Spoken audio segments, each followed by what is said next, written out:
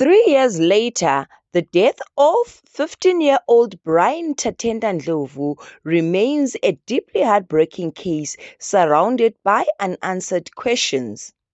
Brian was a grade 9 learner at Queen's High School in Johannesburg. On 31 July 2023, he returned home from school and later became seriously ill. Hours later, he was rushed to Hillbrow Clinic, where he sadly died.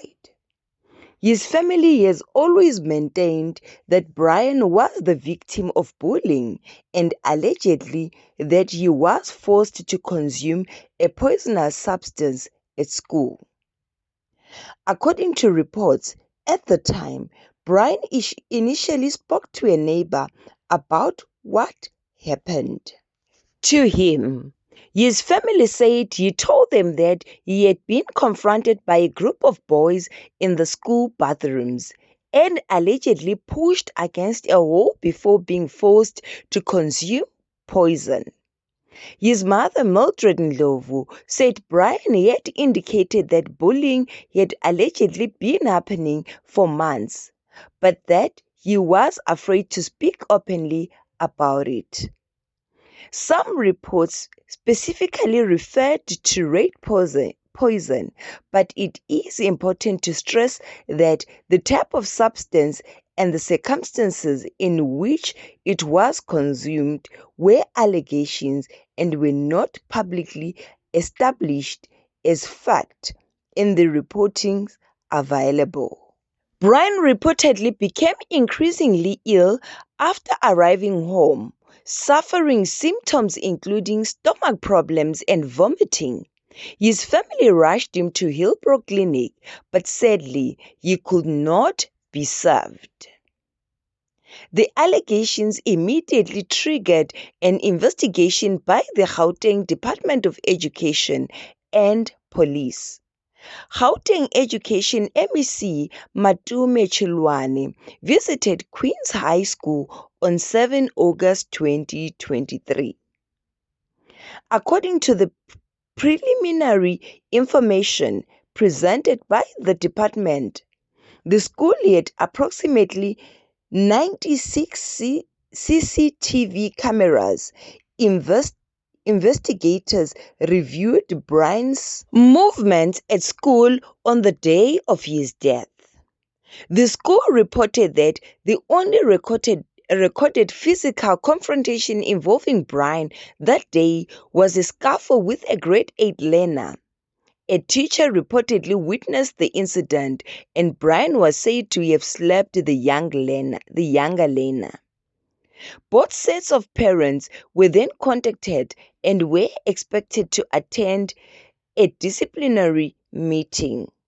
However, the following day, Brian's parents did not attend because they had received the devastating news that their son had sadly passed away.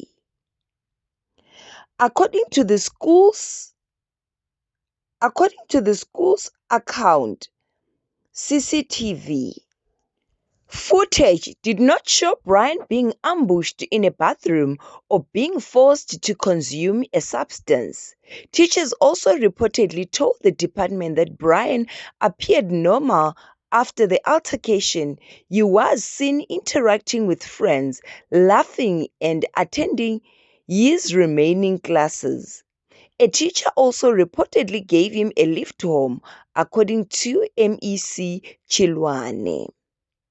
Brian even said goodbye to the teacher in a manner suggesting he expected to return to school the following day.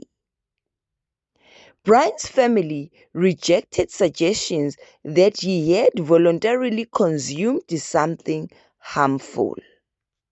His mother insisted that his son had told her that he was given poison at school and he had identified boys whom he believed knew what had happened. The family therefore called for a thorough investigation and for anyone responsible to be held accountable if wrongdoing was established.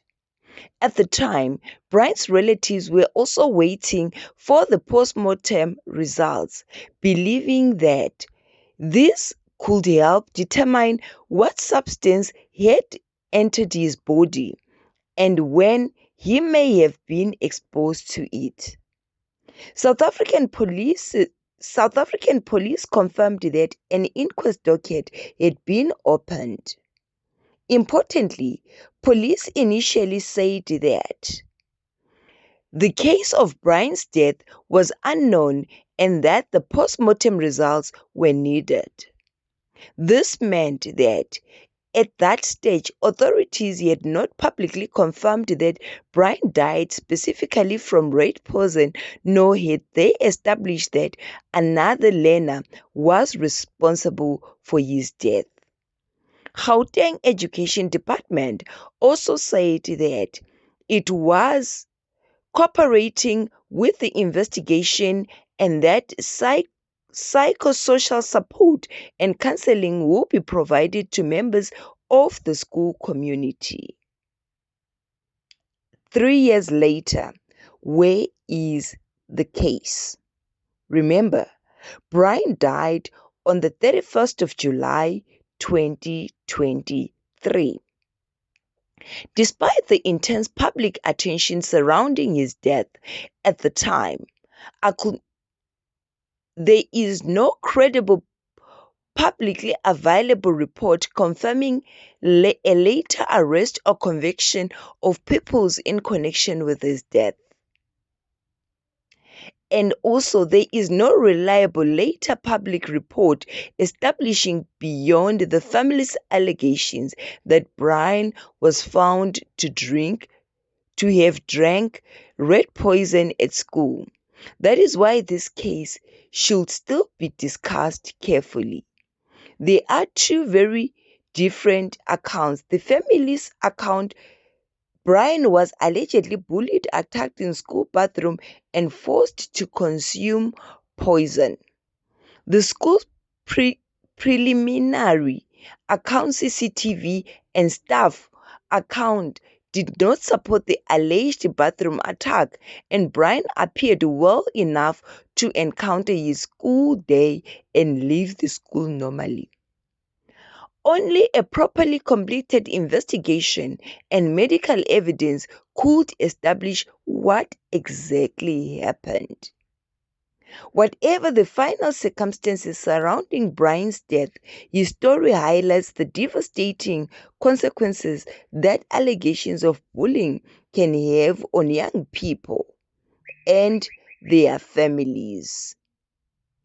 This is definitely one of the saddest stories that we have in Mzansi. Parents need to know that when a child suddenly becomes withdrawn, fearful of school, unusually anxious, or afraid to talk about what is happening among classmates, the signs should never simply be ignored. Schools also have a responsibility to take reports of bullying seriously and to ensure that learners have safe ways to report intimidation or abuse. Brian was only 15 years old. He had his whole life ahead of him. Today, his family continues to live with the pain of losing a child while questioning surroundings. His final hours remain part of the public record. May Brian Tatenda Ndlovu's soul rest in eternal peace, and may the truth about what happened to him one day be fully established. If you have information about this case, please remember that allegations should not be treated as proven facts unless confirmed by investigators or a court. Thank you so much for watching.